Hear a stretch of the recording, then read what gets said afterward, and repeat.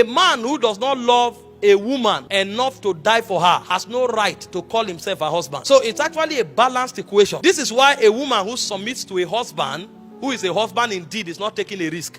Because at the end of the day, everything that man has, he will relinquish it back to the woman. He said, husbands, love your wives, even as Christ loved the church and gave himself for it. So the love that God told men to give their wives is not feeling, it's absolute sacrifice, and sacrifice unto death. So there are 4 levels of submission that every wife must submit or learn to undergo. Number 1 is submission of identity. That's why from today, your surname will have to change. I'm telling you, and there is so much corruption in the West today. Today, women don't change their surname. That's why before we did this thing we did here this morning, your father had to hand you over to the church, and the church handed you over to your husband. So if you are a wife, you must learn to submit your identity. I know there are unique cases where, through mutual agreement, a wife may be allowed to keep her surname as well.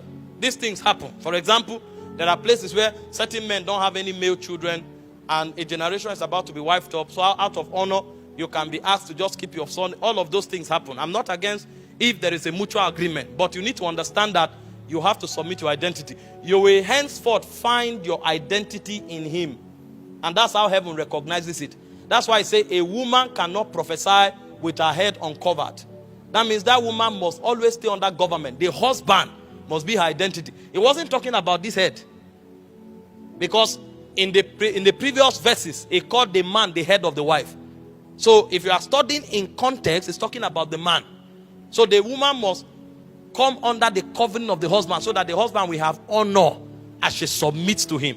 So you submit identity. Number 2, you submit resources. And I tell you why you submit resources. Only a harlot gives her body to collect money, because a harlot values money more than her body. If you have submitted your body, then there's nothing you can keep anymore. Otherwise, that is more important than your body. And I also understand that there are contexts where a husband lacks proper financial management, where through mutual agreement, the wife has to keep the resources of the home for the benefit of that government. I also know that there are contexts where a husband can be riotous and the wife may have to keep her resources because it is most reasonable, and other authorities like the church can give that level of clearance. But at the foundational level, you must understand that everything you have, you now share with your husband. And when you share these things, women say, no.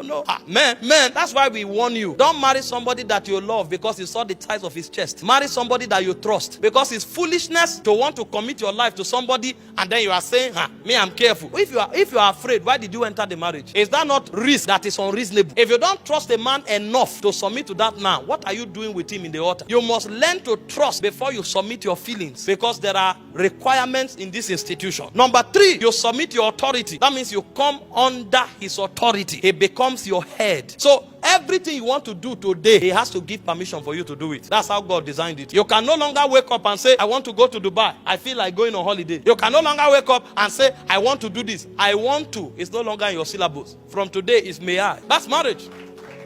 And thank God, what I'm sharing here is not in Oxford. I'm sharing it in church. If I go out for marriage seminar, I will talk about friendship. But when I'm in church, I will talk Bible. And then finally, you submit your body, because that's the highest thing you have. You submit your body. Mutually, you submit your body. Your body is no longer your own. Your body belongs to your husband as much as it belongs to you. You have to submit your body to your husband. These are 4 levels of submission, and this is the code for harmony in marriage. You must have heard it in many places, that all men desire is respect and honor. It's God that designed it that way, because God already gave a commandment that women should submit. That's why he designed it that way. Then you think God was harsh with women. You now come to the men, and God now went further and gave men even a more superior standard. Thank you for watching this video. If you enjoyed it, make sure to subscribe to my YouTube channel for more content like this. Don't forget to like and share my videos to help spread the word. Your support means a lot, and I look forward to seeing you in the next video.